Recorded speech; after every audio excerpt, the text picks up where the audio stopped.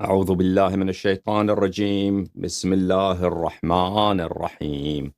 الحمد لله غير مقنوط من رحمته، ولا مخلو من نعمته، ولا مأيوس من مغفرته، ولا مستنكف عن عبادته، الذي لا تبرح منه رحمة ولا تفقد له نعمة. الحمد لله كلما وقب ليل وغسق، والحمد لله كلما لاح نجم وخفق، والحمد لله غير مفقود الإنعام ولا مكافئ الإفضال. ثم شرائف صلواته ونوامي بركاته على عبده ورسوله الخاتم لما سبق، والفاتح لمن غلق، والمعلن الحق بالحق، الدافع جيشات الأباطيل، والدامغ صولات الأضاليل، العبد المؤيد والمنصور المسدد، المصطفى الأمجد المحمود الأحمد، سيدنا ونبينا أبي القاسم المصطفى محمد، الذي بلغ الرسالة صادعا بها، وحمل على المحجة دالا عليها، وعلى أهل بيته الطيبين الطاهرين الذين أذهب الله عنهم الرجس وطهرهم تطهيرا، ولا سيما بقية الله في الأرضين وحجته في العالمين، روح وأرواح العالمين لتراب مقدمه فداء، واللعن الدائم على أعدائهم وغاصبي حقوقهم وجاحدي مناقبهم ومنكري فضائلهم من الآن إلى أبد الآبدين. فأعوذ بالله من الشيطان الرجيم. بسم الله الرحمن الرحيم. يا أيها الرسول بلغ ما أنزل إليك من ربك، وإن لم تفعل فما بلغت رسالته، والله يعصمك من الناس، إن الله لا يهدي القوم الكافرين. صدق الله العلي العظيم. اللهم صل على محمد وآل محمد. اللهم كن لوليك الحجة ابن الحسن صلواتك عليه وعلى آبائه في هذه الساعة وفي كل ساعة، وليا وحافظا وقائدا وناصرا ودليلا وعينا، حتى تسكنه أرضك طوعا وتمتعه فيها طويلا طويلا طويلا. اللهم صل على محمد وآل محمد. سلام على آل ياسين. السلام عليك يا داعي الله ورباني آياته. السلام عليك يا باب الله وديان دينه. السلام عليك يا خليفة الله وناصر حقه ورحمة الله وبركاته. سيدي يا أيها العزيز، مسنا وأهلنا الضر، وجئنا ببضاعة مزجاة، فأوف لنا الكيل وتصدق علينا، إن الله يجزي المتصدقين. اللهم صل على محمد وآل محمد وعجل فرجهم الشريف. میرے معزز ناظرین، السلام علیکم ورحمۃ اللہ تعالی وبرکاتہ۔ اس فرخندہ ایام کی مناسبت میں عید اضحیٰ ہمارے پیچھے ہے، اور ہمارے مستقبل میں عید غدیر الاغر، عید اللہ الاکبر ہے۔ اس مناسبت میں آپ سب کو عید مبارکباد کہتا ہوں۔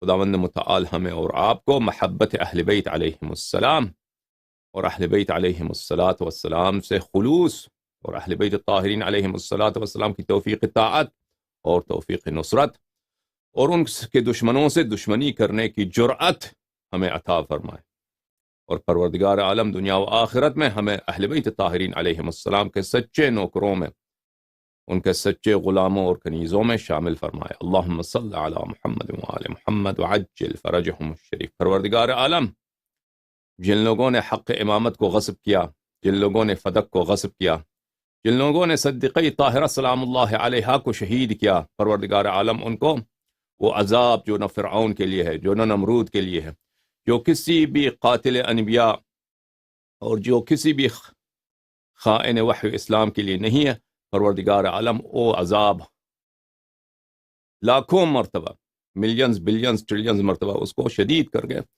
ان غداروں کے نصیب فرمائے۔ اللہم صلی علی محمد وآل محمد وعجل فرجہم الشریف۔ پروردگار عالم ہمارے آقا ہمارے سید کے فرج میں تعجیل فرمائے اور ہمیں ان کے سچے شیعوں میں شامل فرمائے۔ اللہم صلی علی محمد وآل محمد۔ اللہم عجل لولیک الفرج، اللہم عجل لولیک الفرج، اللہم عجل لولیک الفرج، اللہم عجل لولیک الفرج، اللہم عجل لولیک الفرج، اللہم صلی علی محمد وآل محمد وعجل فرجہم الشریف۔ میرے عزیزو، عید غدیر کے متعلق اسی مناسبت سے کچھ ابحاث آپ کی خدمت میں پیش کرتے ہیں۔ واقع غدیر کے متعلق بات بہت زیادہ ہے، کچھ ایام میں ان کا احاطہ کرنا ناممکن ہے، لیکن ما لا یدرک کلہ لا یترک کلہ، جتنا ہو سکے ہم آپ کی خدمت میں پیش کریں گے ان ابحاث کو عید غدیر کے متعلق۔ لیکن سب سے بڑی رکاوٹ ائمہ طاہرین علیہم الصلاۃ والسلام کہ دنیا پر چھا جانے کی دو باتیں ہیں عزیزو۔ نمبر ایک یہ ہیں بظاہر شیعہ علماء، اگر یہ اہل بیت علیہم السلام کی نصرت کرتے، اگر یہ اہل بیت علیہم الصلاۃ والسلام کی دشمنوں کا دفاع کرنا چھوڑتے، یاد رکھو جو دفاع آپ کے شیعہ مراجع شیعہ حوزات ابو بکر و عمر و عثمان و غاصبین فدق کے کرتے ہیں، وہ دفاع نہ ابن تیمیہ کر سکتا ہے، وہ دفاع نہ محدث ولی اللہ دہلوی کر سکتا ہے، نہ محدث عبد العزیز دہلوی کر سکتا ہے، نہ کوئی ناصبی کر سکتا ہے۔ بہترین دفاع ان کا ہے کہ شیعہ حجج کو دباؤ تاکہ کسی کو پتہ، ان شیعوں کو خود بھی نہ پتہ نہ ہو ان کے پاس کیا حجتیں ہیں، ٹھیک ہے نا۔ سب سے بڑا فیکٹر یہ ہے، سب سے بڑا فیکٹر یہ ہے۔ دوسرا فیکٹر غدیر کے اور امامت اہل بیت علیہم الصلاۃ والسلام کا نور کا دنیا کو اجاگر کرنے میں جو سب سے بڑی رکاوٹ ہے، وہ ہے جماعت عمریہ کے علماء کا، ان کا جہل۔ ایک طرف سے جہل، ان کو پتہ نہیں ہے کہ حقیقت کیا ہے، شیعوں کے پاس کیا حجج ہیں، اور اس میں سب سے زیادہ غداری جو ہے کس کی ہے؟ شیعہ علماء کی ہے، کیوں جو مذہب کے اہل ہیں وہ اگر دوسروں کو نہ بتائیں تو دوسروں سے کیا توقع کہ ان کو ہمارے مذہب اور اہل بیت طاہرین علیہم السلام کے حجج اور ان کے براہین کا ان کو علم ہو۔ ان کا جہل ہے، اور پھر ان کا تعصب ہے، جماعت ان کو کچھ کو اگر پتہ بھی چل جاتا ہے تو ان کے اتنے متعصب ہوتے ہیں کہ وہ صحیح حدیث کا انکار کر لیں گے لیکن شیعہ کے حق ہونے کا اعتراف نہیں کریں گے۔ بہرحال عزیزو، غدیر کے متعلق ہم نے اس سال بحث اس طرح چھیڑا ہے کہ غدیر کے متعلق ان کے اشکالات، ان کی شبہات، ان کے اکاذیب، ان کے رضالات، ان کے کمینے پن۔ دیکھیں عزیزو، کلام سخت ہے، اگر ہم کو کمینہ کہتے ہیں تو جو حدیث شریف کے مخالفت کرتا ہے، وحی کے مخالفت کرتا ہے، وہ کمینہ ہی ہوتا ہے، کمینہ سے بھی بدتر ہوتا ہے۔ آپ ہمیں نصیحت نہ کریں کہ آپ سخت الفاظ استعمال کر رہے ہیں، بیوقوفو۔ جو اہل بیت علیہم السلام کی دشمنی کرتے ہیں، جو قاتلین زہرا سلام اللہ علیہا کی نصرت کرتے ہیں، بیوقوفو، ان سے براعت کرنا یہ تو عین ایمان ہے، اور ان کو ذلیل کہنا، ان کو جاہل کہنا، اس میں کوئی حرج نہیں ہے۔ بہرحال عزیزو، ان کے اکاذیب کیا ہیں، ان کے مکاریاں کیا ہیں، ان کے قید کیا ہیں، کس طرح یہ حدیث غدیر سے معاملہ کرتے ہیں، یہ ہم آپ کی خدمت میں بیان کریں گے اور جواب دیں گے۔ حدیث غدیر کے متعلق ایک دفعہ وہ تو سند کی طرف بات کرتے ہیں کہ حدیث یہ ثابت نہیں ہے یا اصلاً صحیح نہیں ہے، قطعی نہیں ہے، اگر ہے صحیح بھی ہے تو ظنی ہے، قطعی نہیں ہے، یقینی نہیں ہے، ٹھیک ہے نا۔ اس طرح سے باتیں، یا اس کی دلالت پہ بات کریں گے، کہتے ہیں مان بھی لیں کہ دلالت ہے تو حدیث صحیح ہے، تو ایک فضیلت بتایا رسول پاک صلی اللہ علیہ وسلم نے کہ امیر المؤمنین علیہ السلام آپ کا دوست ہے، آپ کا مولا ہے یعنی آپ کا ناصر ہے، اسلام کا ناصر ہے، اسلام کا دوست ہے. یہ تو بہت سارے مسلمانوں کو، عام مسلمان کو بھی یہ فضیلت حاصل ہے کہ وہ اسلام کا ناصر ہے. کون مسلمان ہے جو اسلام کی نصرت نہیں کرنا چاہتا ہے نا، اور مسلمانوں کا دوست نہیں ہے. کوئی اگر مسلمان ہے جو مسلمانوں کا دشمن ہے تو وہ تو بڑا ہی بدبخت آدمی ہے، بلکہ وہ کافر ہی ہوگا جو مسلمانوں کا اسلام اور مسلمانوں کی دشمنی کرتا ہو. تو یہ کوئی خاص فضیلت نہیں ہے، بس ٹھیک ہے. یا یہ کہیں گے کہ وجہ صدور کیا ہے؟ کہیں گے کہ وجہ صدور یہ نہیں ہے کہ خلافت کے لیے ان کو نصب کرنا تھا. نہیں نہیں نہیں، وہ صحابہ میں کچھ بد دلی، بدمزگی، صحابہ میں کچھ شکوے پیدا ہوئے تھے سید المسلمین سلام اللہ علیہ کی نسبت سے. تو اس لیے اس بدمزگی کو دور کرنے کے لیے، اور صحابہ کے دل میں جو شک پیدا ہوا تھا کہ امیر المؤمنین علیہ الصلوۃ والسلام کوئی اچھے انسان نہیں ہے، تو اس شک کو دور کرنے کے لیے کہ بھائی یہ اچھے آدمی ہیں، یہ میرے چچا زاد بھائی، میرے داماد جو ہیں، یہ اسلام کے مخلص ہیں، یہ اسلام کے ناصر ہیں. مولا یعنی ناصر، مولا یعنی دوست ہیں. یہ آپ کے دوست ہے، یہ آپ کے دشمن نہیں ہے. صحابہ کو شک ہو گیا تھا کہ ایک دشمن ہے، ٹھیک ہے. تو اس لیے رسول پاک صلی اللہ علیہ وآلہ وسلم نے صحابہ کی جو کنفیوژن ہے کہ ان کو بدگمانی ہو گئی، تو اس کو دور کرنے کے لیے انہوں نے یہ بات کہی. یا تو وہ یہ کہیں گے کہ عزیزو کہ آیات جو ہیں، جو شیعہ کہتے ہیں آیہ تبلیغ، یا ایھا الرسول بلغ ما انزل الیک من ربک، یہ غدیر خم میں کہاں نازل ہوئی؟ یہ تو اور مقام عرفہ سے پہلے نازل ہوئی، ٹھیک ہے نا. اور اس طرح لفظ مولا پہ وہ کریں گے، ایراد کریں گے، اشکال کریں گے کہ لفظ مولا جو ہے، لفظ مولا کا تو مطلب یہ اولا بالتصرف نہیں ہے. لفظ مولا کا کیا ہے؟ لفظ مولا کا مطلب ہے دوست، محب، اس طرح کے معنی میں آتا ہے. اور یہ خلافت سے اس کے حدیث کا کوئی تعلق ہی نہیں ہے. تو بہرحال ہم ان کے اشکالات کا ایک ایک اشکال کا ذکر کریں گے، اور ایک ایک اشکال کا اسی اشکال کے ضمن میں جواب دیں گے انشاءاللہ تبارک و تعالی. اور تفصیل اس میں بہت ہو سکتا ہے. ہم تفصیل کریں تو آپ شاید آپ لوگ تک جائیں. تفصیل اس بحث میں مطالب بہت زیادہ ہیں، دقیق نقاط اس میں بہت زیادہ ہیں، غور طلب باتیں اس میں بہت ہیں. لیکن آپ لوگ یوٹیوب دیکھنے والے، فیس بک دیکھنے والے، انسٹاگرام دیکھنے والے، آپ کو 2 منٹ کلپ چاہیے جو بہت ہی مزاحیہ ہو، بہت آپ کو مزہ آ جائے 2 منٹ میں، پھر آپ تھک جاتے ہیں، چھوڑ کے چلے جاتے ہیں. ٹھیک ہے نا، کہتے ہیں آپ بہت تفصیل دیتے ہیں، ہمیں اتنا تفصیل نہیں پسند. تو جو لوگوں کو تفصیل نہیں پسند، دیکھیں ہم 2 منٹ میں تو یہ باتیں نہیں کر سکتے. اللہ تعالیٰ نے اپنے دین بھی نازل کیا تو 23 سال میں نازل کیا ہے، وہ 23 سال میں بھی اس کے بعد بھی 14 معصومین تھے، اور بہت سارے احکام ہیں جن کا امام زمانہ عجل اللہ تعالیٰ فرجہ الشریف نے ان کا تعارف کرانا ہے. تو میرے پاس کوئی جادو نہیں ہے کہ میں 1-2 منٹ میں بیان کروں، یا 5 یا 10 منٹ میں، یا آدھا گھنٹے میں بیان کروں. اس میں باتوں میں تفصیل ہے. اگر آپ تک جاتے ہیں تو دوسرے چینلز بہت ہیں، اس میں جا کے اپنی تفریح کے لیے وہاں پہ جائیے، اچھی بات ہے عزیزوں. تو سب سے شروع کرتے ہیں سند پر، کہ سند پر جماعت عمریہ دیکھیں عزیزوں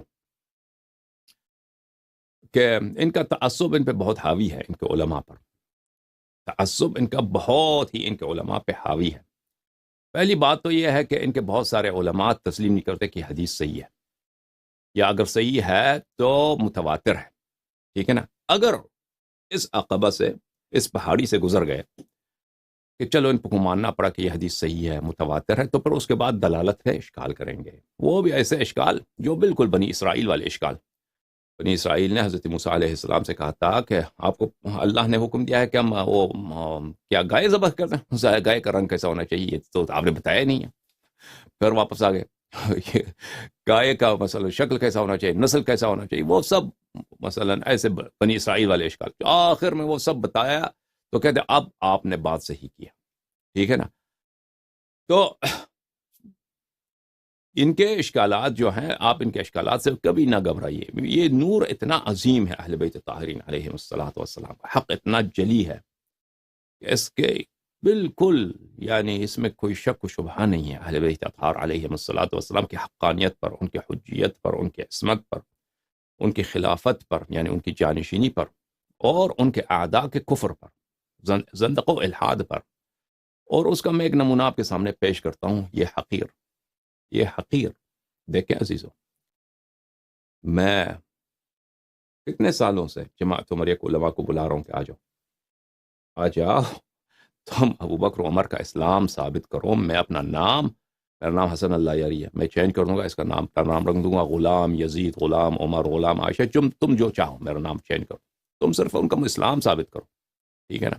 یا اہل بیت طاہرین علیہم الصلوۃ والسلام کی امامت کے دلائل کا تم ابطال کرو، ہم دلیل پیش کریں گے، آپ ابطال کریں قرآن سے سنت سے، اگر آپ نے باطل کیا تو جو شرط تم پہ ہے، تو میں نے ان کو میں پاکستان آ جاؤں گا، مجھے وہاں پہ طالبان کے حوالے کر دو، مجھے پھانسی دے دو، ٹھیک ہے نا، مجھے قتل کر دو بری طرح سے، تم مرد بنو، ٹھیک ہے نا عزیزوں۔ اس کے باوجود یہ نہیں آتے، پیسے کا اعلان کیا کئی دفعہ ہم نے کہ ہم آپ کو $10,000 دیں گے، مناظرہ کرو، $50,000 دیں گے، $1,00,000 دیں گے، آ جاؤ مناظرے کے لیے، کوئی نہیں آیا، ٹھیک ہے نا عزیز۔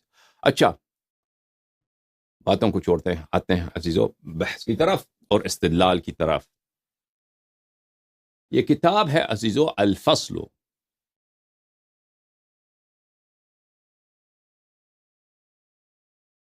فی الملل والاہواء والنحال، ابن حزم ظاہری کی کتاب ہے، اور یہ بہت بڑے مجتہد بھی ہیں، فقیہ بھی ہیں جماعت عمریہ کے، اور بہت بڑے محدث بھی ہیں۔ اچھا، اور یہ جماعت ظاہری جو ہے، ظاہری ایک قوم ہوتی تھی، ظاہری ایک طائفہ ہوتا تھا، ایک فقہی مکتب ہوتا تھا، اس کے امام ہیں۔ اچھا، جزء رابع، چھاپ دار الجیل بیروت لبنان میں، یہاں پہ صفحہ نمبر 224 میں فرماتے ہیں، کیا کہتے ہیں؟ وَأَمَّا مَنْ كُنْتُ مَوْلَهُ فَعَلِيٌّ مَوْلَهُ، یہ حدیث جو ہے، من كُنْتُ مَوْلَهُ فعلی علیہ السلام مولا، جس سے روافض استدلال کرتے ہیں، جس سے کیا کرتے ہیں؟ روافض اس حدیث سے استدلال کرتے ہیں اپنے مقاصد کے لیے، اپنے اعتقاد کے لیے۔ فلا يصح من طریق الثقات اصلا، اس کے جوڑ، یہ بہت بڑا محدث ہے یہ، لیکن عزیزو ان کا سارا حدیث، ان کا سارا علم، ان کا سارا تقوی ایمان اس وقت ختم ہو جاتا ہے جب یہ شیعوں کے مقابلے میں آ جاتے ہیں۔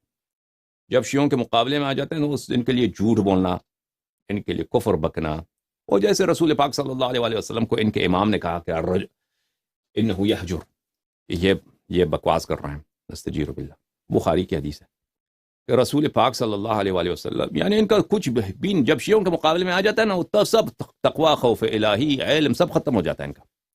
وَأَمَّا مَنْ كُنْتُ مَوْلَا، حدیث من كُنْتُ مَوْلَا فَلَا يَصِحُّ مِنْ طَرِيقِ الثِّقَاتِ أَصْلًا، یہ حدیث جو ہے ثقوں کے ثقات کے طریقے سے کوئی ایسی حدیث ہی نہیں ہے، یہ صرف جھوٹوں کے طریقے، ضعاف کے طریقے سے آیا، ٹھیک ہے نا، یعنی اس کی کوئی صحیح سند نہیں ہے۔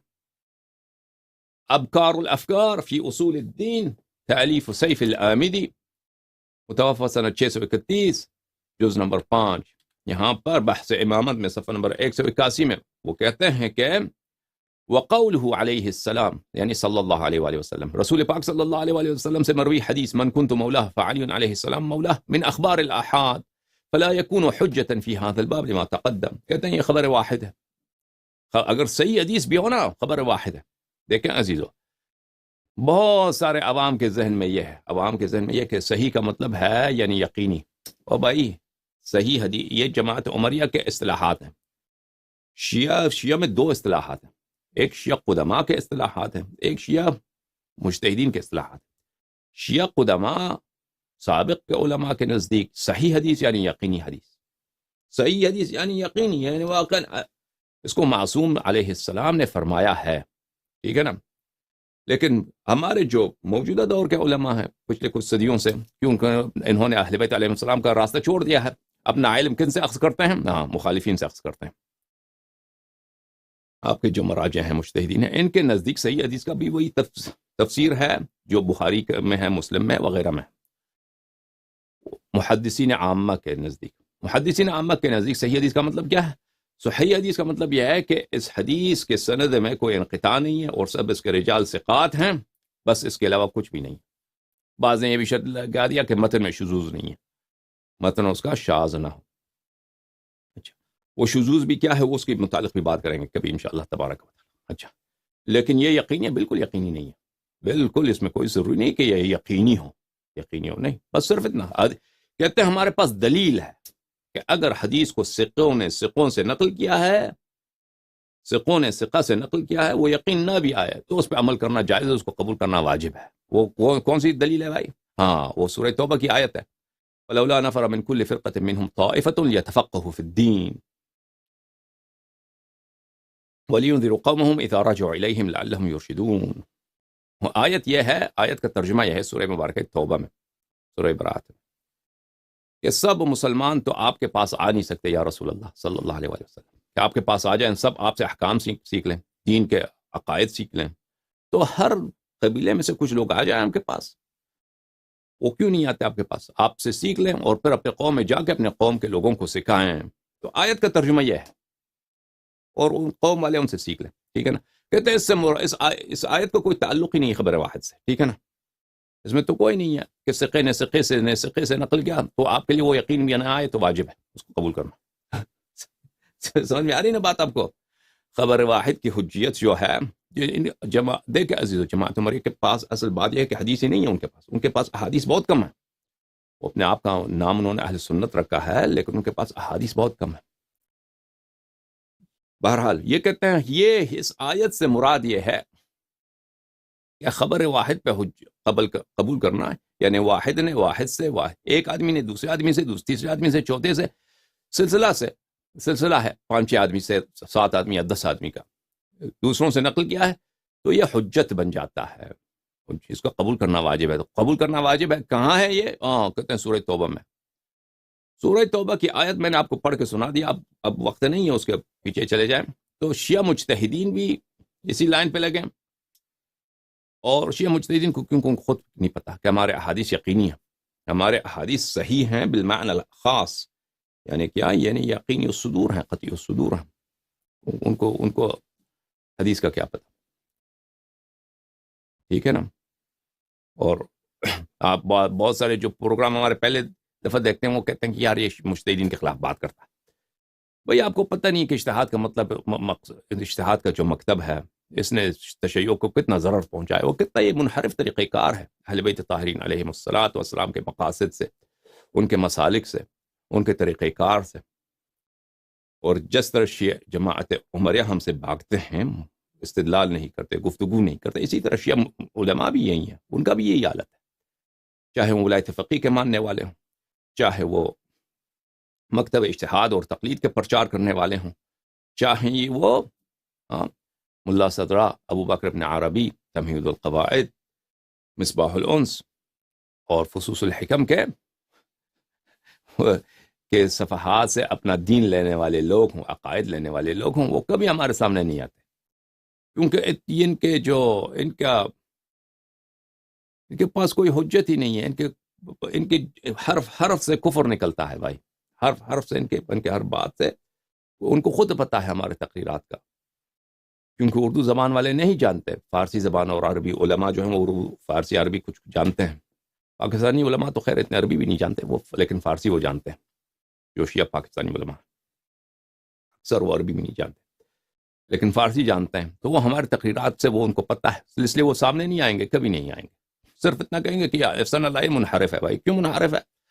ہاں یہ منحرف اس لیے ہے کہ یہ مجتہدین کو برا بلا کہتا ہے، تو بھائی ہم دلیل کے ساتھ ان کو نفی کرتے ہیں نا، کوئی گالی دینا ہمارا کام تو نہیں ہے کہ ہم ادھر بیٹھ کے گالیاں دیں یہ حسن اللہ یار منحرف ہے، کیوں منحرف ہے؟ وہ MI6 کا آدمی، بھائی آج تک اللہ جانتا ہے اتنی زندگی گزر گئی، میں ایک دفعہ بھی ایک MI6 کے کہ کسی بندے سے کہ وہ کہے کہ میں MI6 کا ملازم ہوں یا وہ MI6 کا ملازم رہ چکا ہوں یا MI6 کا میں نے دفتر دیکھا ہے کہ کہاں واقع، مجھے کبھی ملاقات ہی نہیں ہوئی۔ ان حرامیوں نے، ان شیعہ و بیوقوف علماء نے مشہور کر دیا کہ MI6 کا آدمی، ٹھیک ہے یا شیعہ۔ اچھا چھوڑی بات،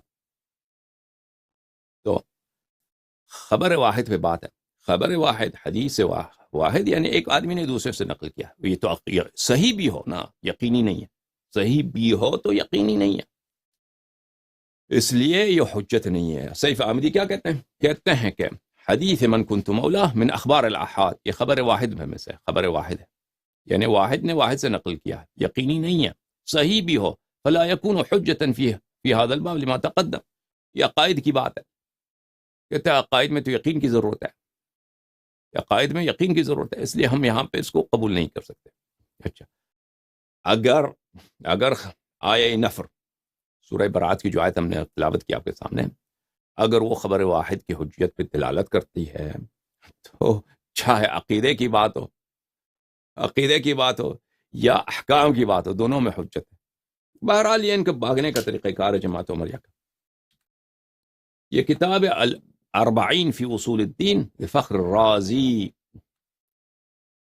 یہاں پہ صفحہ نمبر 298 میں امامت کے مسائل پر وَأَمَّا الشُّبْهَةُ الثَّانِيَةَ عَشَرَ، شیعوں کا شبہہ ہے ثانی عشر، 12واں حجت، کہ انہوں نے تمسک کیا ہے قول رسول صلی اللہ علیہ وآلہ وسلم من کنت مولاہ فعلی مولاہ، فجوابها من وجوہ من کنت مولاہ فعلی علیہ السلام مولاہ۔ اس کے جواب کے کئی ہمارے پاس جواب ہے، فرماتے ہیں فخر رازی۔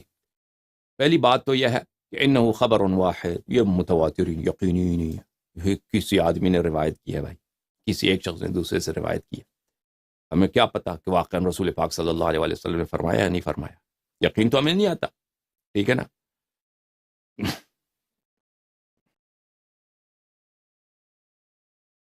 یہ کتاب ہے منہاج السنہ لابن تیمیہ الحرانی الجزء السابع، یہاں پہ صفحہ نمبر 319 میں وَأَمَّا قَوْلُهُ مَنْ كُنْتُ مَوْلَاهُ فَعَلِيٌّ عَلَيْهِ السَّلَامُ مَوْلَاهُ فَلَيْسَ هُوَ فِي الصِّحَاحِ، یہ صحیح جو حدیث کی کتابیں اس میں ہے ہی نہیں، اس کا کوئی وجود ہی نہیں ہے۔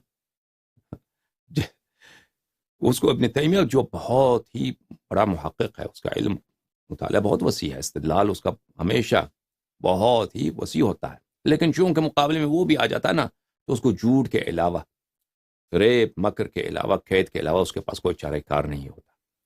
اس کو خود بخوبی معلوم ہے ابن تیمیہ کو کہ صحیح ہونے کی شرط یہ نہیں ہے کہ بخاری یا مسلم میں ہو، صحیحین میں ہو، یا سنن ترمذی غیرہ میں ہو، ٹھیک ہے نا۔ اس کو خود بھی بخوبی معلوم ہے کہ یہ حدیث صحیح نہیں بلکہ متواتر ہے، لیکن وہ اس کے پاس چارہ کار کیا ہے؟ وہ شیعوں کے خلاف آتا ہے استدلال کرنے کے لیے، تسلیم کرنا، وہ تسلیم تو یہاں پہ تو نہیں کر سکتا نا، تو کیا کہتا ہے؟ کہتے ہیں لیکن ہوا مما رواہ العلماء، یہ ایک ایسی حدیث ہے جس کو علماء نے نقل کیا ہے، وتنازع الناس فی صحتہ، اور اس کے صحت بھی جو ہے متنازع ہے، فنقل عن البخاری، بخاری سے مروی ہے، اور ابراہیم الحربی سے، وطائفة من اہل العلم بالحدیث انہم طعنوا فی۔ اچھا، کہتے ہیں بخاری، ابراہیم الحربی اور ایک علماء کا ایک طائفہ ہے جنہوں نے اس حدیث پہ طعن کیا ہے، اس حدیث کے انہوں نے تضعیف کیا۔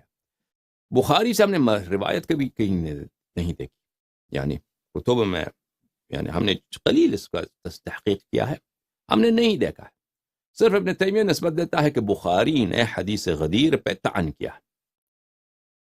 ہمیں لگتا ہے یہی ہے کیونکہ ابن تیمیہ اس کتاب میں جھوٹ بہت بولتا ہے، یعنی اگر خدا جانتا ہے کوئی شخص تحقیق کرے ایمانداری کے ساتھ کہ کتاب منہاج السنہ جس کو ابن تیمیہ نے شیعوں کے خلاف لکھا ہے، اس میں اس نے جھوٹ کتنے بولے ہیں، وہ کئی مجلد کتاب بن جائیں گے اس کے جھوٹ، ابن تیمیہ کے جھوٹ اور اکاذیب، کہ کیسے وہ جھوٹ بولتا ہے۔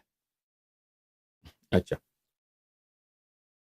اور ہم البانی کا کلام دکھائیں گے، کہتا ہے وَالْعَجَبْ من شیخ الاسلام ابن تیمیہ کیف تجرأ بانکار هذا الحدیث، ابن البانی کے کلام آپ کو دکھائیں گے، کہتے ہیں کہ مجھے تعجب ابن تیمیہ سے کہ کیسے وہ جرأت کرتا ہے کہ حدیث غدیر کو وہ کہتا ہے کہ حدیث متنازع فی ہے، اس کا حدیث کا انکار کرتا ہے۔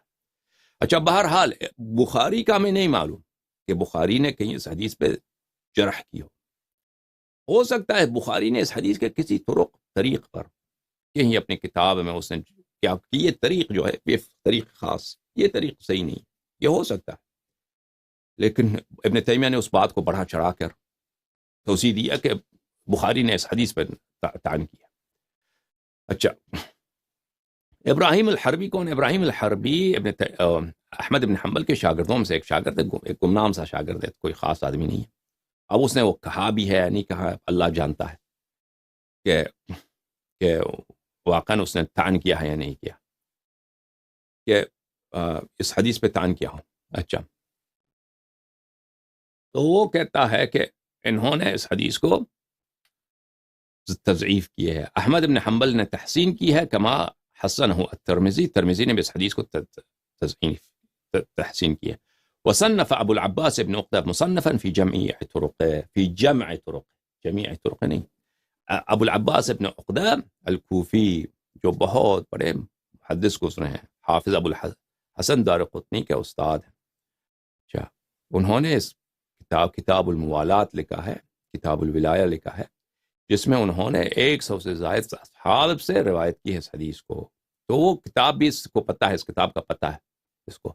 جب اس کتاب کا پتہ ہے تجھے ابن تیمیہ، تجھے یہ بھی پتہ ہونا چاہیے کہ بہت سارے علماء نے شہادت دی ہے کہ پہلی بات تو یہ اس کتاب میں 100 سے زیادہ صحابہ سے حافظ ابن عقدہ نے حدیث غدیر کی روایت کی ہے. یہ تو خبر واحد سے بڑھ جاتا ہے، یہ تو تواتر کے حد سے کئی گنا بڑھ جاتا ہے، یقینی اس کا ثابت ہو جاتا ہے. پھر اس کے علاوہ آپ کے اپنے علماء، کئی بزرگ علماء نے شہادت دی ہے کہ حافظ ابن عقدہ کے بہت سارے طرق بذات خود بنفسہا، ہر ایک طریق بنفسہا جید، حسان اور صحیح ہے. ٹھیک ہے نا؟ اس کے علاوہ کہ مجموعی طور پہ وہ تواتر کے حد سے گزر جاتی ہیں، ہر طریق بذات خود حسن اور جید اور صحیح ہے. تو جب آپ کو اس کتاب کا پتہ ہے تو تم کیسے کہتے ہو کہ ایک ایسی حدیث ہے جو اس کا شمار صحاح میں نہیں آتا اور یہ متنازع فیہ ہے؟ متواتر حدیث کو تو کوئی متنازع فیہ نہیں کہتا نا. جن لوگوں نے اس حدیث پہ اگر طعن بھی کیا وہ تعصب کی وجہ سے، تیری طرح ابن تیمیہ، کیونکہ یہ حدیث شیعوں کی حجت ہے اور اس لیے انہوں نے طعن کیا ہے. وإلا کوئی وجہ نہیں ہے کہ 100 سے زیادہ صحابیوں نے روایت کی ہے، اس کو طعن کیا گیا. ٹھیک ہے.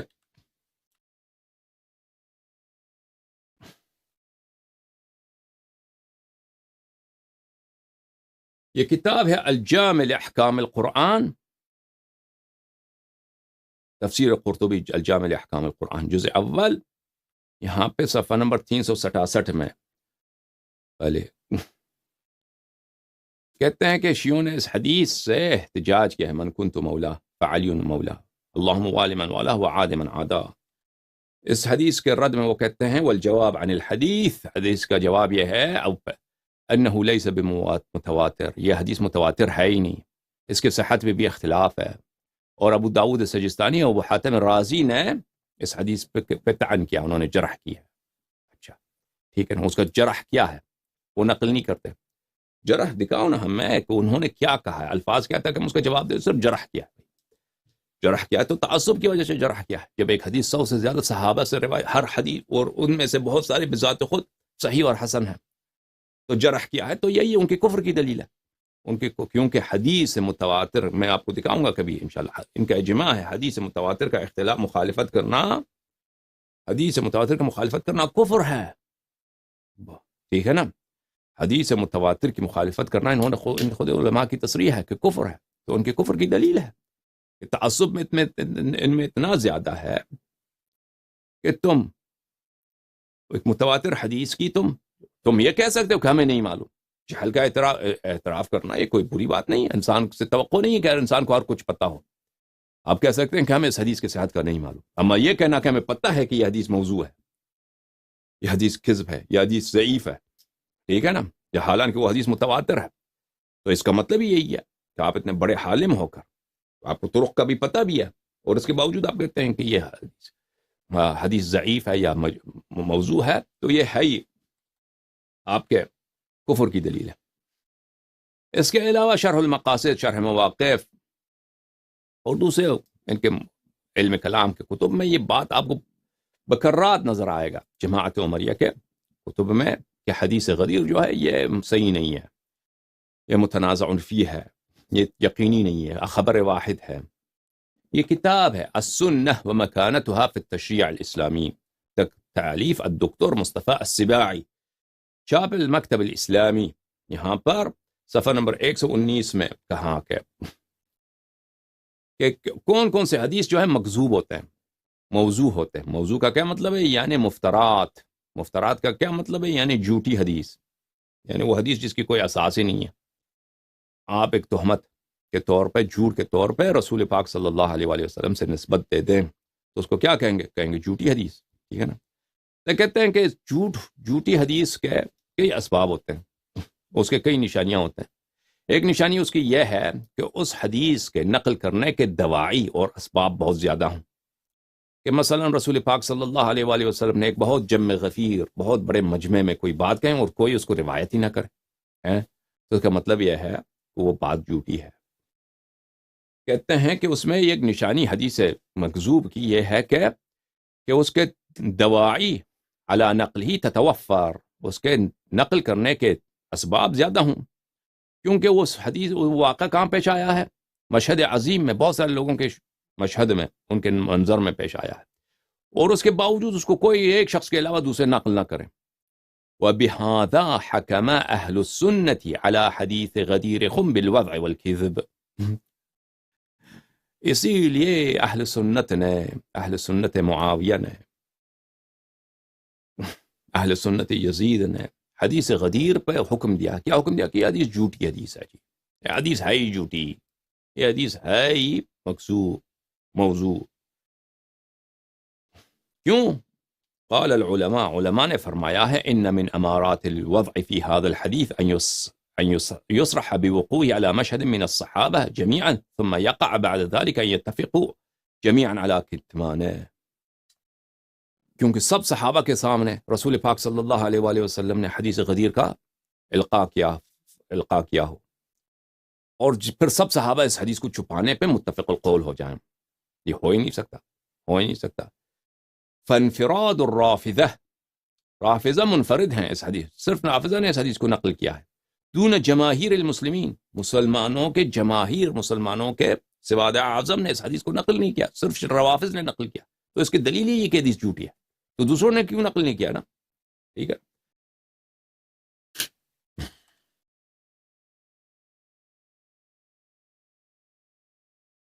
اچھا، تو آپ نے دیکھا میرے عزیزو کہ ان کے بہت سارے علماء ایسے ہیں جو اصل حدیث کے صدور کو یا جھوٹ یا مظنون گمان یعنی حجت اس کو حجت سے کا انکار کرنے کے قائل ہو جاتے ہیں، اور ادعا کرتے ہیں کہ حدیث متنازع فی ہے، یہ حدیث کیا ہے؟ اس میں تنازع ہے، یہ کوئی ثابت نہیں ہے، اجماعی مسئلہ نہیں ہے۔ تو اس کا جواب کیا ہے میرے عزیزو؟ اس کا جواب یہ ہے کہ جماعت عمریہ کے پاس کوئی شرم و حیا نہیں ہے، ان کے پاس میں نے کیا کہا، ان کے مذہب کا اساس جھوٹ پر، اس کا مذہب کا دوام جھوٹ پر، اور یہ اپنے مذہب کا دفاع ہی نہیں کر سکتے، سوائے جھوٹ کے علاوہ کوئی طریقہ کار ہی نہیں ان کے پاس۔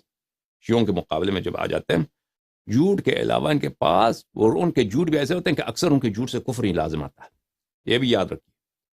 جھوٹ بھی ایسے چھوٹی موٹی ان کے اکثر جھوٹ جو ہوتا ہے نا، ایسے چھوٹی موٹی جھوٹ نہیں ہوتا ہے، ایسے جھوٹ ہوتے ہیں کہ ان سے انکار قرآن، انکار رسالت، انکار توحید لازم آتا ہے۔ یہ ہماری بات یاد رکھیے، یہ بہت تجربے کے بعد حاصل ہوا ہے۔ سمجھ میں آ رہی بات آپ کو؟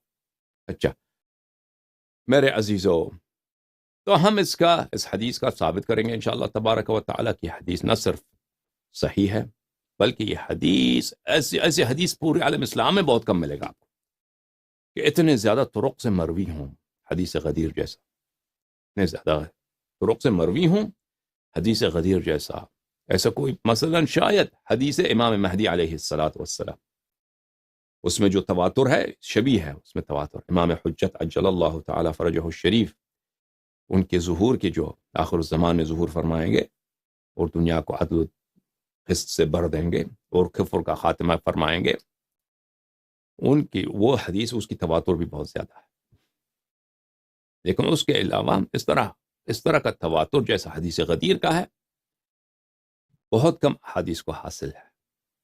حالانکہ میرے عزیزو دیکھو کہ امیر المؤمنین علیہ السلام کے دشمن بہت رہے ہیں، میں کبھی آپ کو انشاءاللہ تبارک و تعالی اس موضوع پر کہ کیسے صدیوں تک امیر المؤمنین علیہ السلام کے فضائل کے نقل کرنے پہ پابندی تھی، لوگ قتل ہوتے تھے، علماء کو مجبور کیا جاتا تھا، بڑے بڑے علماء کو، چھوٹے علماء کو، شہروں میں، قصبوں میں، مساجد میں، کہ امیر المؤمنین علیہ السلام کو گالی دیں، ان کے مذمت میں احادیث نقل کریں، لعنت کریں، ٹھیک ہے نا؟ ایک نسل نہیں، دو نسل، وہ بھی نسل جو تدوین سے پہلے، تدوین حدیث سے پہلے، اس کے یعنی کبھی اس کے متعلق بات کریں گے انشاءاللہ۔ یہ تو بہت تاریک صفحہ ہے اسلام، اتنا یار، جتنا یاد رکھو، جتنا اسلام کی تاریخ گناؤنی ہے، جتنا اسلام کی تاریخ ظلمانی ہے، جتنا اسلام و مسلمین کی تاریخ ظلم سے بری ہے، وہ ایسا کوئی تاریخ ہی نہیں دنیا میں.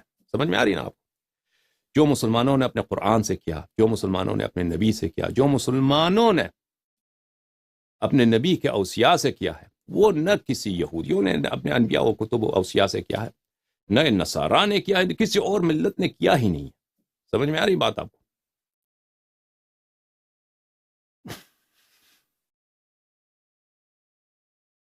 اس کے باوجود یہ حدیث جو ہے اتنے کثرت کے ساتھ نقل ہوا ہے، اس کی وجہ کیا ہے؟ اور فضائل امیر المؤمنین علیہ الصلاۃ والسلام زیادہ ہیں. اس کی وجہ ہے وہ حکمت رسول صلی اللہ علیہ وآلہ وسلم ہے کہ ہر جگہ وہ فضائل امیر المؤمنین علیہ السلام بیان کرتے تھے، فضائل بیان کرتے تھے خطبوں میں، خطبوں کا آغاز فضائل امیر المؤمنین علیہ السلام سے، خطبوں کا دوام فضائل امیر المؤمنین علیہ السلام سے، خطبوں کا اختتام فضائل اہل بیت اور فضائل سید المسلمین امیر المؤمنین علیہ الصلاۃ والسلام سے. اس لیے سب کے کانوں میں یہ رچا دیا، بسا دیا، اور اتنے متفرق کر دی رسول پاک صلی اللہ علیہ وآلہ وسلم نے، اتنا پھیلا دیا، اس کی اتنی تشہیر کر دی کہ اس کا چھپانا صدیوں تک ناممکن رہا مخالفین کے لیے، حالانکہ انہوں نے کوشش بہت کی. بہرحال یہ کتاب ہے تاریخ و مدینۃ السلام و اخبار و محدثیہا، تاریخ بغداد، خطیب بغداد. یہ روات ہو تاریخ بغداد، یہ تاریخ بغداد نہیں ہے بغداد شہر کی تاریخ ہو. یہ لوگ تاریخ کس کو بولتے ہیں؟ محدثین اور روات کے احوال کو یہ تاریخ بولتے ہیں. اکثر تاریخ ابن عساکر، تاریخ مدینہ دمشق، یہ تاریخ نہیں ہے جو اصطلاحی طور پر ہم تاریخ کو سمجھتے ہیں. یہ محدثین کے اور روات احادیث کے احوال کو جاننے کے لیے یہ کتابیں انہوں نے وضع کیا. اچھا، یہ جلد نمبر 6 ہے، چھاپ دار الغرب الاسلامی، یہاں پہ صفحہ نمبر 147 میں. احمد ابن محمد ابن عقدہ الکوفی، حافظ ابن عقدہ کوفی کے متعلق ان کی وفات ہے. یہ بہت پرانے علماء میں سے ہیں، یہ ان کی وفات ہونی چاہیے سنہ 350 کے نزدیک. اب مجھے اندازہ ہے کہ سنہ 350-346 اس طرح ہونا چاہیے، یعنی اسی عرصے میں، ابھی میرے ذہن میں نہیں ہے. اچھا، پرانے علماء میں سے. اچھا، وکان حافظا، ان کے متعلق فرماتے ہیں حافظا عالما مکثرا، یہ حافظ تھے، عالم تھے، اور ان کے پاس علم بہت زیادہ تھا، ان کے پاس علم، حدیث بہت زیادہ تھا. جمع التراجم والابواب والمشیخہ، ان کو تراجم پر بھی یعنی روات کے احوال پر بھی عبور تھا، ابواب مختلف موضوعات پر، اور مشیخہ پر یعنی مشائخ حدیث سے کون کون سے حدیث نقل ہو، ان سب کو جانتے تھے. وَأَكْثَرَ الرِّوَایَةَ وَانْتَشَرَ حَدِیثُهُ، روایت انہوں نے بہت نقل کی ہے، ان کے شاگرد بہت زیادہ تھے، ان کے احادیث بہت زیادہ نقل ہوئی ہے. ان کے شاگرد کون کون سے ہیں؟ عبداللہ ابن عدی الجرجانی، ابو القاسم الطبرانی صاحب المجمع الاوسط والاکبر والاصغر، وابو الحسن دارقطنی، وابی حفص بن شاہین، یہ بڑے بڑے محدثین کے شاگرد گزرے ہیں. اچھا، پھر اگلے صفحے میں یہ فرماتے ہیں، صفحہ نمبر 150 میں، کہ ابو علی الحافظ نے فرمایا ما رأيت احدا احفظ لحدیث الکوفیین من ابی العباس ابن عقدہ، میں نے کسی کو اتنا بڑا حافظ نہیں دیکھا کہ اہل کوفہ کے احادیث کو جانتا ہو، اور اہل کوفہ، حدیث کا مرکز بھی کوفہ ہی تھا، حدیث کا ایک مرکز مدینہ تھا، حدیث کا ایک مرکز کوفہ تھا، حدیث کا ایک مرکز بغداد تھا، لیکن سب سے بڑا جو مرکز تھا کوفہ ہی تھا. ہاں، کیونکہ وہ انا مدینۃ العلم وعلی بابها، کیونکہ وہ دار الخلافہ رہ چکا تھا امیر المؤمنین علیہ الصلاۃ والسلام کا. پھر وہ روایت کرتے ہیں کہ حافظ ابو الحسن دارقطنی نے کہا اجمع اہل الکوفہ انه لم ير من زمن عبد الله بن مسعود الى زمن ابی العباس ابن عقدہ احفظ منه، کہتے ہیں کہ اہل کوفہ کا اجماع ہے، اہل کوفہ کے علماء کا اجماع ہے، اور یہ بہت بڑی بات ہے کہ عبداللہ ابن مسعود جو عمر کے زمانے میں کوفہ پہ وہ حاکم تھا، کوفہ پہ قوالی تھا، اس زمانے سے آج تک حافظ ابن عقدہ سے بڑا حافظ ہیں، بڑا حافظ، کتنے حافظ گزرے ہیں، کتنے بڑے علماء گزرے ہیں کوفہ میں. کوفہ تو علم کا مرکز تھا، حدیث کا مرکز تھا، حافظ ابن عقدہ سے بڑا حافظ گزرا ہی نہیں، اتنا بڑا حافظ. ٹھیک ہے نا. یہ موسوعۃ اقوال الحافظ ابو الحسن دارقطنی فی رجال الحدیث وعللہ المجلد الاول چھاپ عالم الکتب صفحہ نمبر 86 میں. وہی بات پھر انہوں نے یہاں پہ بھی نقل کیا ہے. اجمع اہل الکوفہ انہ لم یرى من زمن عبداللہ بن مسعود الى زمن ابی العباس بن عقدہ احفظ منہ. پھر وہ نقل کرتے ہیں کہ دارقطنی فرماتے ہیں کہ حافظ ابن عقدہ فرماتے ہیں انا اجیب فی 300,000 حدیث من حدیث اہل البیت خاصہ. مجھے صرف اہل بیت علیہ السلام کے 3 لاکھ احادیث حفظ ہیں. صرف اہل بیت علیہ السلام کی 3 لاکھ احادیث حفظ ہیں. ابھی جو پورے احادیث ان کا جمع کرو جماعت عمریہ کا 10,000 سے بھی نہیں بنتے. 10,000 بھی ابھی فی الحال حالت میں نہیں بنتے. تو اس زمانے میں صرف اہل بیت علیہ السلام کو اس نے کہا کہ 3 لاکھ حدیث مجھے حفظ ہیں. اور حافظ ابن عقدہ نے کہا کہ حافظ ابو الحسن دارقطنی نے کہا وکان ابو عقدہ انحى الناس. حافظ ابو عقدہ علم اعراب میں، عربیت کے علم عرب کے ادب میں سب سے آگے تھے. یعنی عربی پہ بہت عبور تھی ان کو. اچھا، اور یہ بھی بتائیں کہ حافظ ابو الحسن دارقطنی جو ہیں نہایت ہی کٹر ناصبی ہیں، بہت انٹائشی ہیں. پھر بھی یہ ان کے شاگرد ہیں. ابو الحسن دارقطنی نے کہا کان ابو العباس ابن عقدہ یعلم ما عند الناس ولا يعلم الناس ما عند. سب سے علماء سے عالم تھے. یعنی وہ دوسرے علماء کے پاس جو بھی حدیث تھا ان کو وہ حدیث ان کو حفظ تھا، لیکن ان کو وہ احادیث حفظ تھیں، ان کے پاس وہ احادیث تھیں جو دوسرے علماء کے پاس نہیں تھا. اچھا، جب آپ نے یہ سنا میرے عزیزو تو حافظ ابو الحسن دارقطنی کی ایک تصنیف ہے کتاب الموالات، جو انہوں نے اس میں جمع کیا ہے طرق حدیث غدیر کو. جتنے ان کے پاس طرق تھے حدیث غدیر کو انہوں نے جمع کیا، اور 100 سے زیادہ صحابیوں سے انہوں نے نقل کیا ہے. اب یہ کتاب کہاں ہے میرے عزیزو؟ ٹھیک ہے، یہ کتاب آج ہمارے دسترس میں نہیں ہے. یہ کتاب پرانے زمانے میں ہوتا تھا. یعنی حافظ ابن حجر عسقلانی جو سنہ 852 ہجری میں ان کی وفات ہے، اس زمانے میں ان کے پاس تھا. یعنی اس زمانے کے بعد بھی رہا ہوگا، لیکن اب یہ کتاب اگر کہیں ہے بھی تو جماعت عمریہ اس کو چھپاتے ہیں. کیونکہ آپ کو پتہ ہے کہ جو پرنٹنگ پریس ہے یہ نئی ایجاد ہے. بالخصوص اس کی جو آمد ہے مسلمانوں کے درمیان، یہ 2-3 صدیوں سے ہے، اتنا پرانا نہیں ہے. 16ویں صدی سے یہ شروع ہوا یورپ میں، پھر بعد میں شروع میں تو چائنا میں تھا، پھر یورپ میں 16ویں صدی میں، پھر یورپ سے جو ہے. اور شروع میں 16ویں صدی میں 17ویں صدی میں مسلمانوں کی کتابیں بریل میں چھپتے تھے. بریل یورپ میں ہالینڈ میں چھپتا تھا. پھر ہندوستان میں آیا، بہت مسلمانوں کو کتابیں سب یعنی ہندوستان میں چھپتے تھے، حیدرآباد دکن میں وغیرہ میں. پھر عالم اسلام میں پھیل گیا.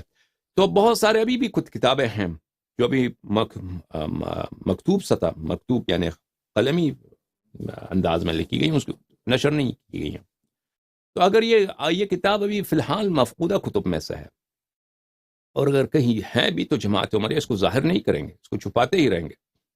یہ کتاب ہے شرح العلامة الزرقانی على المواهب اللدنية بالمنح المحمدية للعلامة القسطلاني، الجزء 9، چھاپ دار الکتب العلمیہ.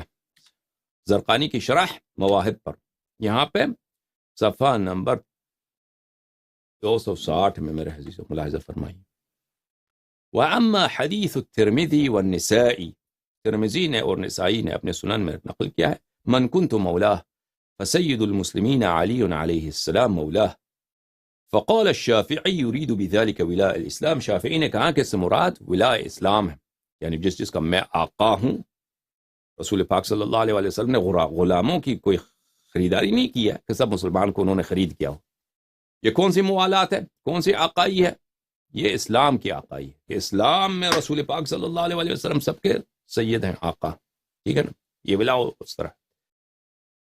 وذلك بأن الله مولى الذين آمنوا وأن الكافرين لا مولى لهم، کہ اللہ مومنین کے مولا ہیں اور کفار کا کوئی مولا ہی نہیں، کوئی ان کا آقا ہی نہیں. ٹھیک ہے نا. وقول عمر اصبحت مولا كل مؤمن، اور عمر نے بھی امیر المؤمنین علیہ الصلاۃ والسلام سے عرض کیا کہ آپ جو ہیں اصبحت، آپ جو ہیں بن گئے اس اعلان کے بعد بن گئے ہر مومن کے مولا، ہر مومن کے مولا بن گئے. وہ اگر یہ نصرت کے معنوں میں ہوتے، ٹھیک ہے نا، مولانا ناصر کے معنوں میں ہوتے ہیں. یہ تو ہر مسلمان کو پہلے ہی سے حاصل ہے نا. ابھی رسول پاک صلی اللہ علیہ وسلم کے اعلان کے بعد تو مولا نہیں بنتے. یہ قرائن ہے جو دلائل ہیں، براہین ہیں، واضح کرتے ہیں مولا سے مراد. اچھا، اے ولی کل مومن، ہاں ہر مومن کے ولی بن گئے. اچھا، وطرق هذا الحدیث کثیرۃ جدا. قسطلانی، یہ قسطلانی کی بات ہے بھائی، قسطلانی فرماتے ہیں، قسطلانی ارشاد الساری، بہت بڑے محدث ہیں قسطلانی.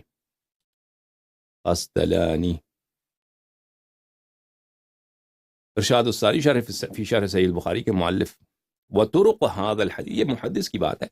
طرق هذا الحدیث کثیرۃ جدا، یہ حدیث من کنت مولا، یعنی اس کے طرق بہت ہی زیادہ، کثیرۃ جدا. آپ مجھے بتائیے جو لوگ حدیث سے ان کا کام ہے، جو حدیث پڑھتے ہیں، حدیث کی تحقیق کرتے ہیں، جب ایک محدث کہتا ہے، قسطلانی جیسا محدث کہتا ہے کہ اس حدیث کے کثیرۃ جدا، بہت، نہایت، بہت بہت بہت زیادہ ہیں، بہت کثیرۃ، اردو زبان میں صیغہ مبالغہ نہیں ہے، کثیرۃ جدا، اس حدیث کے طرق بہت بہت ہی زیادہ.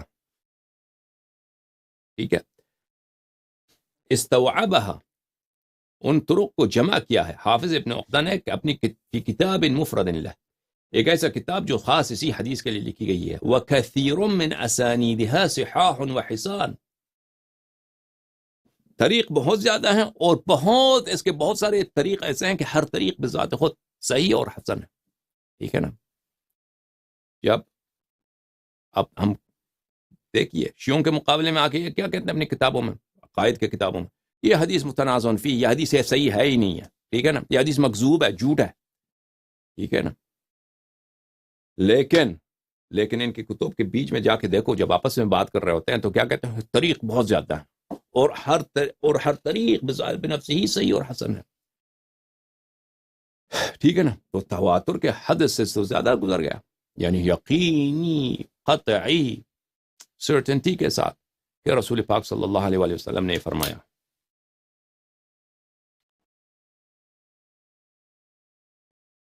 اچھا، حافظ ابن عقدہ کی کتاب ابھی ہمارے پاس نہیں ہے، لیکن یہ پرانے صدیوں میں علماء کے پاس ہوتا تھا.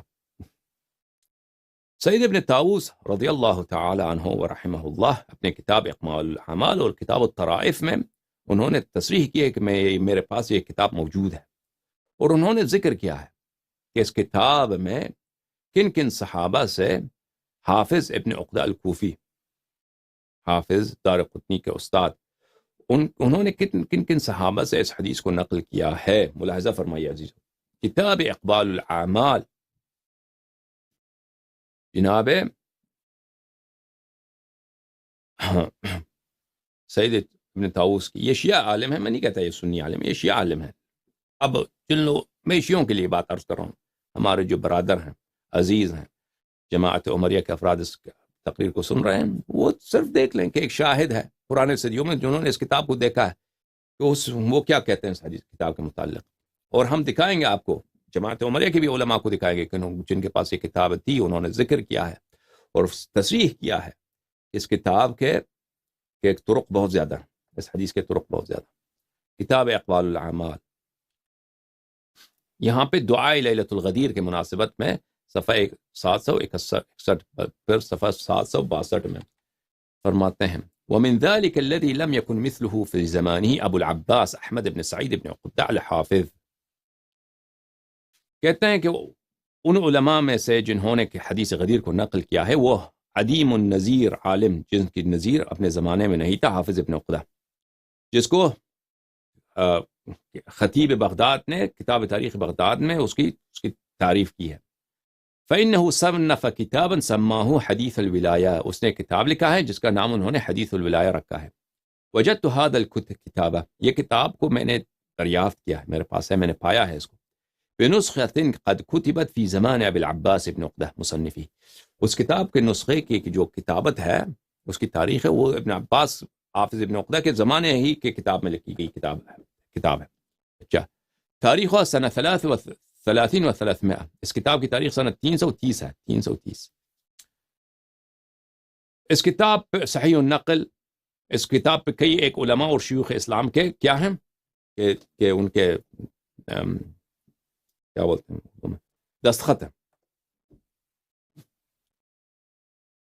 فرماتے ہیں وقد روى فيه نص النبي صلوات الله عليه على مولانا علي عليه السلام بالولاية من 105 طرق، کہ حافظ ابن عقدہ نے اس کتاب میں 105 طرق سے 105 طرق سے سبحان اللہ 105 طرق سے یہاں پر اس کتاب میں حدیث غدیر کو انہوں نے نقل کیا. یہ کتاب الطرائف فی معرفت مذہب الطوائف سید ابن طاؤس رضی اللہ تعالی عنہ کی. اچھا، یہاں پہ صفحہ نمبر 129 میں حدیث غدیر کے متعلق فرماتے ہیں وہی بات کہ حافظ ابن عقدہ کی کتاب میرے پاس موجود ہے اور انہوں نے حدیث غدیر کو نقل کیا ہے. پھر وہ کہتے ہیں کہ وَهَذِهِ أَسْمَاءُ مَنْ رَوَى عَنْهُمْ حَدِيثَ يَوْمِ الْغَدِيرِ وَنَص النَّبِيِّ صلى الله عليه وآله على علي عليهم الصلاة والسلام والتحية والإكرام بالخلافة. کہتے ہیں یہ ان حضرات ان اشخاص کے اسامی ہیں، نام ہے جن سے حافظ ابن عقدہ نے حدیث غدیر نقل کیا ہے. اب وہ کتاب مفقود ہے لیکن اس زمانے میں تھا. وہ کون کون سے صحابی ہیں جنہوں نے اس حدیث کو نقل کیا ہے؟ اچھا، حافظ ابو بکر، روات حدیث غدیر میں ابو بکر، عمر، عثمان، خود سید المسلمین امیر المؤمنین علیہ الصلاۃ والسلام، ٹھیک ہے نا، طلحہ، زبیر، عبد الرحمن ابن عوف، سعید ابن مالک، سعد ابن مالک ہوگا، سعد ابن مالک یعنی سعد بن وقاص،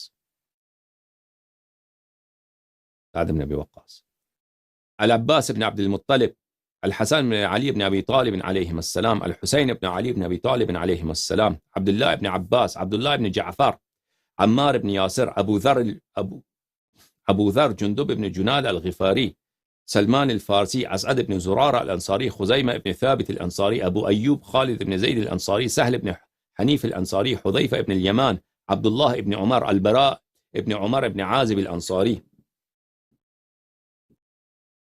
رفاعة ابن رافع، سمراء ابن جندب، سلمة ابن الأكوع الأسلمي، زيد ابن الثابت، أبو ليلي الأنصاري، أبو قدامة الأنصاري، سهل ابن سعد الأنصاري، عدي ابن حاتم الطائي، ثابت ابن زيد ابن وديعة، كعب ابن عجرة الأنصاري، أبو الهيثم ابن التيهان الأنصاري، هاشم بن عتبة ابن أبي وقاص الزهري، المقداد ابن عمرو الكندي، عمر ابن أبي سلمة، عبد الله ابن أبي عبد الأسد المخزومي، عمران بن حسين الخزاعي، يزيد بن خصيب الأسلمي، جبله ابن عمرو الأنصاري. اچھا، صرف اس میں ایک صحابی نہیں ہے کہ کون تھے وہ؟ عبداللہ ابن جعفر طیار، وہ صحابی نہیں، باقی سب صحابی ہیں اس میں. ابو هريرة الدوسي، ابو برزة نصر ابن عتبة الأسلمي، ابن عتبة الأسلمي، ابو سعيد الخدري، جابر بن عبد الله الأنصاري، حريز بن عبد الله، زيد بن عبد الله، زيد بن أبي أرقم، زيد بن أرقم، ابو رافع مولى رسول الله صلى الله عليه وآله، ابو عمرو ابن عمرو. خلاصہ یہاں پہ نام کے ایک ذکر ہے بھائی، اگلے صفحے میں چلا جاتا ہے یہ سب صح، عائشہ سے وغیرہ وغیرہ. پھر کہتے ہیں انہوں نے اس تمام ناموں کے علاوہ اس کے علاوہ 28 ایسے صحابی ہیں جن کا انہوں نے نام ذکر نہیں کیا. مثلا سند میں یہ ہے کہ فلانے نے روایت کیا ایک صحابی سے، فلانے نے روایت کیا ایک صحابی، ایسے 28 مزید سند موجود ہیں اس میں. اچھا،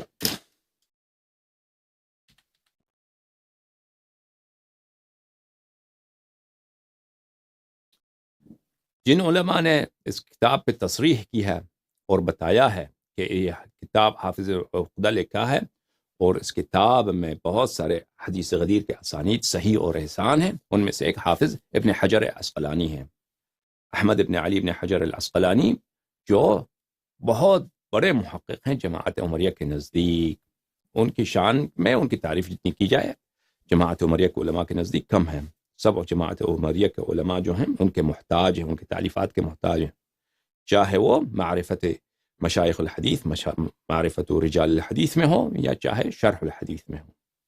یہ کتاب ہے فتح الباری بشرح صحیح البخاری، تالیف ابن حجر العسقلانی، جزء السابع، تابع چاپ دار الفکر. یہاں پہ ملاحظہ فرمائیے صفحہ نمبر 342 میں حافظ ابن حجر کیا کہتے ہیں؟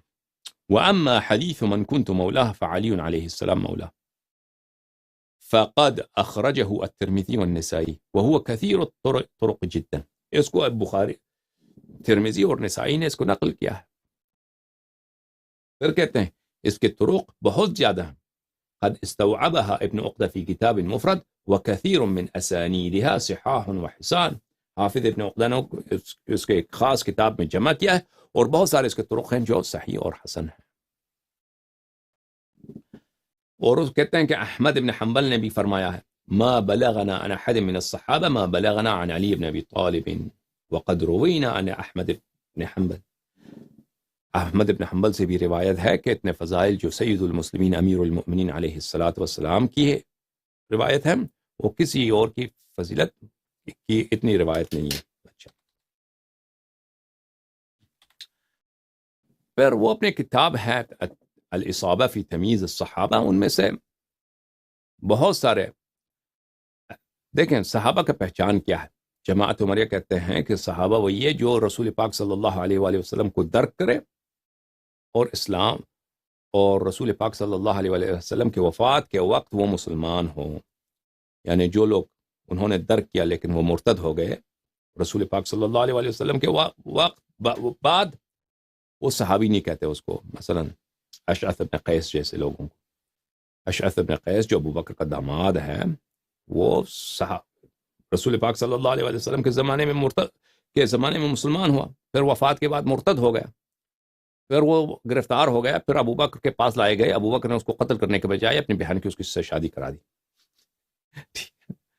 تو کہتے ہیں ایسے لوگوں کو ہم کیا صحابی نہیں کہیں گے. باقی جو بھی رسول پاک صلی اللہ علیہ وسلم کو درک کیا ہے اور ان کے بعد کے بھی مرتد نہیں ہوئے، یہ کیسے ہیں؟ یہ صحابہ ہیں. تو ان کو جانو گے کیسے؟ یہ تو بہت سارے لوگ ہیں. کہتے ہیں کہ حدیث کے کتب میں دیکھیں گے نا، جنہوں نے روایت کی یا جن کے متعلق کوئی دلیل ہے کہ انہوں نے رسول پاک صلی اللہ علیہ وسلم کو درک کیا ہے، ادراک کیا ہے، تو وہ صحابہ کہلائیں گے. یہ کتاب ہے الاصابہ فی تمییز الصحابہ للحافظ ابن حجر العسقلانی، جزء ثانی، چھاپ دارالکتب العلمیہ، صفحہ نمبر 504. زید ابن شراحیل الانصاری. اچھا، زید ابن شراحیل الانصاری کہاں سے پتہ چلا کہ یہ صحابی ہیں؟ کہتے ہیں اس کا نام یزید بھی ہو سکتا ہے، زید یا یزید. روا ابن عقدہ فی الموالات. ابن عقدہ نے اپنے کتاب الموالات یا کتاب حدیث الولایہ میں انہوں نے نقل کیا ہے کہ حدیث من کنت مولا فعلی علیہ الصلاۃ والسلام مولا، کہ امیر المؤمنین علیہ السلام کوفے میں انہوں نے لوگوں کو پکارا اور للکارا کہ کھڑے ہو جائیں جنہوں نے رسول پاک صلی اللہ علیہ وآلہ وسلم سے سنا ہے. یعنی سن 36 میں، سن 37 میں، 38 میں، 39 میں، 40 میں، رسول پاک صلی اللہ علیہ وآلہ وسلم کے وفات کے کئی دہائی بعد انہوں نے کہا کہ کھڑے ہو جائیں جنہوں نے رسول اللہ صلی اللہ علیہ وآلہ وسلم سے یہ حدیث سنا ہے کہ میں مسلمانوں کا دوست ہوں یا میں مسلمانوں کا سردار و امام ہوں. مسلمانوں کا دوست ہونا، وہ تو سب مسلمانوں کے دوست ہیں، نصرت کرتے ہیں ایک دوسرے کی، ٹھیک ہے نا. اس میں یہ جو ایسی فضیلت جو ادنا مسلمین کو حاصل ہے، جو ایک گناہ گار مسلمان بنگال کا ہو، چائنا کو، اس کو بھی حاصل ہے. تو اس کے لیے لوگوں کو للکارنا کہ جس نے سنا ہے وہ شہادت دے دے، اس کا کیا فائدہ؟ مولا کا اگر مطلب یہ ہے کہ آقا سید اولا بالتصرف، تبھی اس کا فائدہ ہے. جب امیر المؤمنین علیہ الصلاۃ والسلام کی خلافت کے مسئلے پر ان سے نزاع ہو رہی ہے، وہ عائشہ نے ایک طرف فتنہ کھڑا کر دیا ہے، معاویہ نے دوسری طرف فتنہ کھڑا کر دیا ہے، خوارج نے تیسری طرف فتنہ کھڑا کر دیا ہے، یہ امام نہیں ہے بھائی، یہ خلیفہ نہیں. تو تب ہی استدلال تمام ہے. وإلا اگر ایسی بات کہ بھائی وہ جو کوئی گنہگار مسلمان کو بھی حاصل ہے، یہ مسلمانوں کا دوست ہے، مسلمانوں کا دوست، فرینڈ ہے، تو یہ قسم دینے کی کیا ضرورت ہے؟ تو کہتے ہیں کہ امیر المؤمنین علیہ الصلاۃ والسلام نے کوفہ میں لوگوں کو للکارا، من سمع رسول اللہ صلی اللہ علیہ وآلہ، کس نے رسول پاک صلی اللہ علیہ وآلہ وسلم سے یہ حدیث سنی ہے؟ کون سی حدیث؟ من کنت مولا فعلی سید المسلمین سلام اللہ علیہ مولا فانتدب له 17 رجلا. تو راوی فرماتے ہیں کہ 17 یعنی 20 سے کم، 10 سے زیادہ، 20 سے کم لوگ کھڑے ہو گئے. ہم نے یہ سنا ہے منهم زید او یزید ابن شراحیل الانصاری، زید ابن شراحیل الانصاری ان میں سے ایک تھے، یہی تھے۔ اچھا، تو ان کی صحابیت کس طرح ثابت کر دی؟ ہاں، صحابیت اس طرح ثابت کر دی، کہتے ہیں میرے پاس کتاب ہے، ابن عقدہ ہے، کتاب الموالات ہے میرے پاس، ٹھیک ہے نا۔ کتاب الموالات میں یہی ہے کہ حافظ زید ابن شراحیل وہاں پہ کھڑے ہو گئے تھے کہ میں نے سنا ہے، تو اس سے ان کی صحابیت ثابت ہو گئی کہ یہ صحابی ہیں، صحبت ثابت ہو گئی کہ یہ صحابی ہیں، صحیح ہے۔ اور خود انہوں نے حافظ ابن حجر عسقلانی نے شہادت دی کہ کتاب ابن عقدہ میں جو احادیث ہیں ان میں سے کثیر ایسے ہیں کہ وہ بذات خود صحیح اور حسان ہیں۔ اچھا، یہ مجلد نمبر 4 ہے الاصابہ فی تمیز الصحابہ کی، چاپ دار الکتب العلمیہ، یہاں پہ صفحہ نمبر 276 میں عبد الرحمن ابن عبد الرب الانصاری کہتے ہیں یہ کیسے پتہ چلا آپ کو یہ صحابی ہیں؟ کہنا ذکر ہو ابن عقدہ فی کتاب الموالات فی من روا حدیث من کنت مولا۔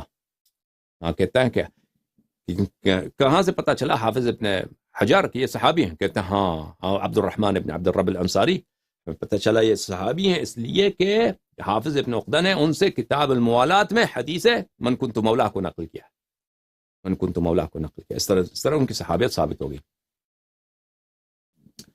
الاصابہ فی تمیز الصحابہ جزء 7 چاپ دار الکتب العلمیہ، یہاں پر ابو زینب ابن عوف الانصاری کہاں سے پتہ چلا کہ یہ صحابی ہیں؟ فرمایا کہ ابن عقدہ نے کتاب الموالات میں ان سے نقل کیا ہے۔ کتاب کون سے حدیث نقل کیا؟ من کنت مولا فعلی علیہ الصلاۃ والسلام مولا، اس حدیث کو نقل کیا ہے، اس لیے ان کی صحابیت جو ہے ثابت ہو گئی۔ کہنے کا مقصد یہ ہے کہ حافظ ابن عقدہ کی یہ کتاب جس میں حدیث غدیر کے طرق انہوں نے جمع کیا تھا، یہ علماء کے نزدیک مشہور ہو، پچھلے صدیوں میں مشہور تھا، ان کے پاس موجود تھا۔ ابن تیمیہ نے اس کو کہا کہ اس پہ شہادت دی ہے۔ اس کے علاوہ کس نے شہادت دی ہے؟ اللہ آپ کو بھلا کرے کہ حافظ ابن حجر نے شہادت دی ہے، اس کے علاوہ حافظ ذہبی نے شہادت دی ہے، بہت سارے علماء نے شہادت دی ہے۔